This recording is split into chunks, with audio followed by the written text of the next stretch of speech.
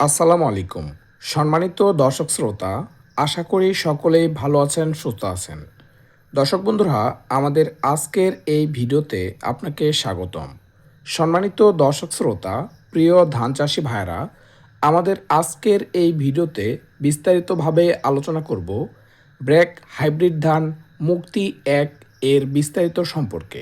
জানানোর চেষ্টা করব ব্র্যাক হাইব্রিড ধান মুক্তি ১ কোন মৌসুমে চাষাবাদ করতে পারবেন, এ ধানের জীবনকাল, এ ধানের বিঘাপ্রতি গড় ফলন, সেই সাথে আলোচনা করব এ ধানের দানার আকৃতি সম্পর্কে এবং এ জাতের অন্যান্য বিভিন্ন সুবিধা সম্পর্কে এই ভিডিওতে আলোচনা করার চেষ্টা করব। প্রিয় চাষি ভাইরা, আরও জানাবো এ জাতের বিঘাপ্রতি কতটুক বীজের প্রয়োজন হয় এবং কোন সময়ে বপন করবেন। দর্শক, আর কথা না বাড়িয়ে চলুন বিস্তারিতভাবে আলোচনা শুরু করা যাক। আলোচনা শুরু করার আগে আপনারা যারা কৃষিকে ভালোবাসেন, কৃষি কাজের সাথে সম্পৃক্ত আছেন, তাদের কাছে একটাই রিকোয়েস্ট থাকবে, আমাদের চ্যানেলটি সাবস্ক্রাইব করে আমাদের পাশে থাকুন।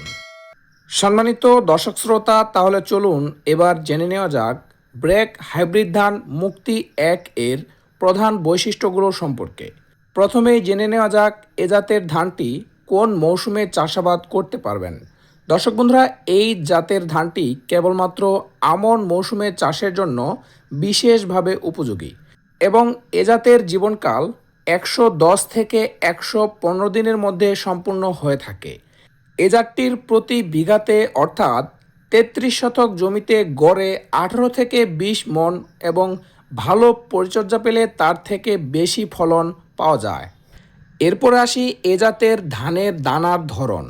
দানাগুলো মাঝারি মোটা, দানার মান বেশ ভালো এবং এ জাতের চাল মোটামুটি লম্বা এবং ভাত সাদা ও খেতে খুবই সুস্বাদু। দর্শক বন্ধুরা, এ জাতটির অন্যান্য সুবিধার মধ্যে রয়েছে এ জাতের ধান দ্রুত পাকে বলে সময়মতো কেটে একই জমিতে আগাম আলু ও সরিষা চাষ করা সম্ভব হয়ে থাকে।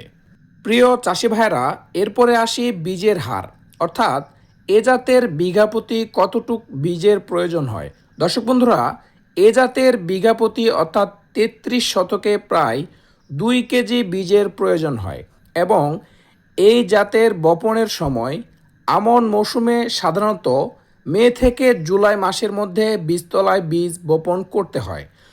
চাষি ভাইরা, আপনারা চাইলে এ জাতের ধানটি অনায়াসে চাষাবাদ করতে পারেন।